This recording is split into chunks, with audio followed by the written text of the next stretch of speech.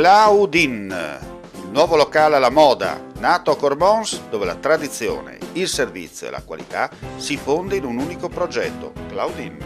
In via Friuli, incastonato lungo il viale d'accesso alla capitale del Coglio, aperto dal mercoledì al lunedì, il martedì si riposa dalle 7 alle 14 e dalle 17 alle 23.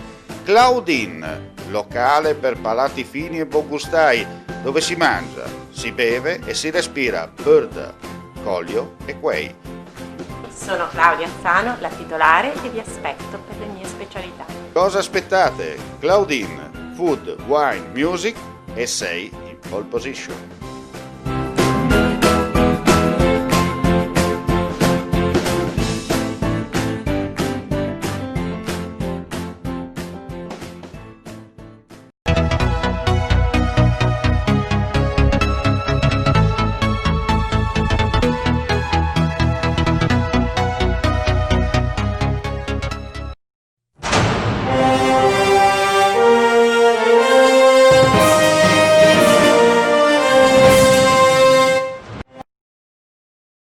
Stavano rientrando da un'escursione con sci e pelli di foca dal versante settentrionale del Monte Due Pizzi nelle Alpi Giulie, ma si sono bloccati nel solco incassato del Rio Palug a quota 950 metri, non riuscendo più a scendere né a risalire.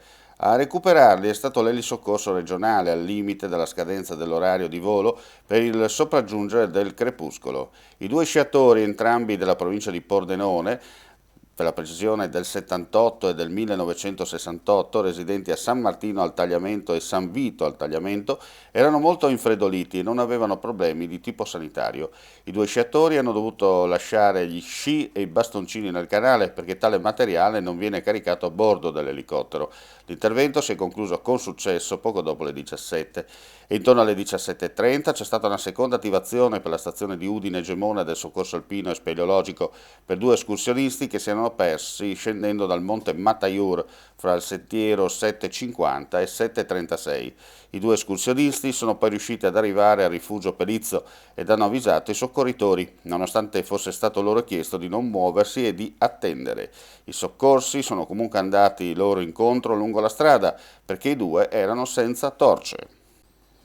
Sia nella giornata di domenica che in quella odierna i tecnici del soccorso alpino hanno prestato ancora le loro braccia e le loro tecniche per liberare dalla neve le coperture di due edifici importanti per dimensioni e storia. Ieri hanno lavorato sul tetto del centro polifunzionale di Sella Nevea e oggi a Forni di Sopra sul campanile grande della Pieve di Forni, alto 46 metri, uno dei più alti del Friuli. Da quest'ultimo le cornici di neve incombevano sulla strada statale 52 Carnica, che passa proprio sotto il campanile. L'operazione si è conclusa con successo grazie appunto alla professionalità messa in campo dai volontari e tecnici.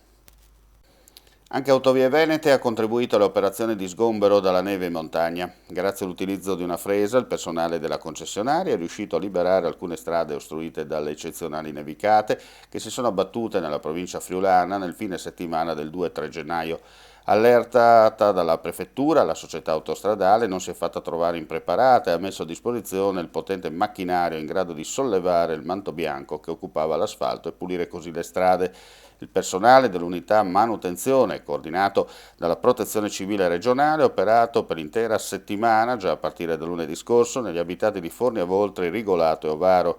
In particolare a Forni ha liberato dalla neve parte della careggiata che collega il centro con le frazioni di Collina e Collinetta per consentire alle auto di poter viaggiare in entrambe le direzioni.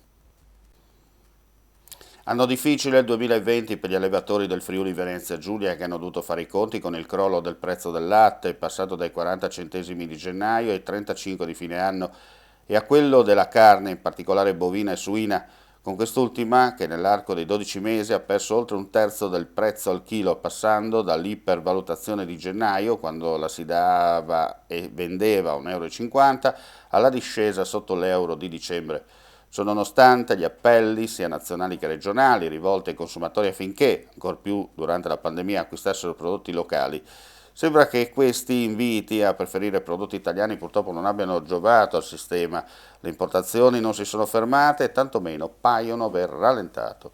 A fare il punto della situazione, concluso un anno che ha pagato un prezzo altissimo all'epidemia di Covid-19, sono il direttore e il presidente dell'Associazione Allevatori, Andrea Lugo, e Renzo Livoni, nella telefoto, che in uno scenario a tinte per lo più fosche vedono la luce solo in Malga Montasio e nell'attività del centro di Moruzzo.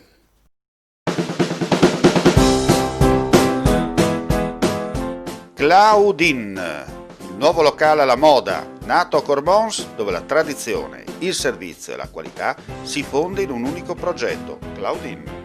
In via Friuli, incastonato lungo il viale d'accesso alla capitale del Coglio, aperto dal mercoledì al lunedì, il martedì si riposa dalle 7 alle 14 e dalle 17 alle 23.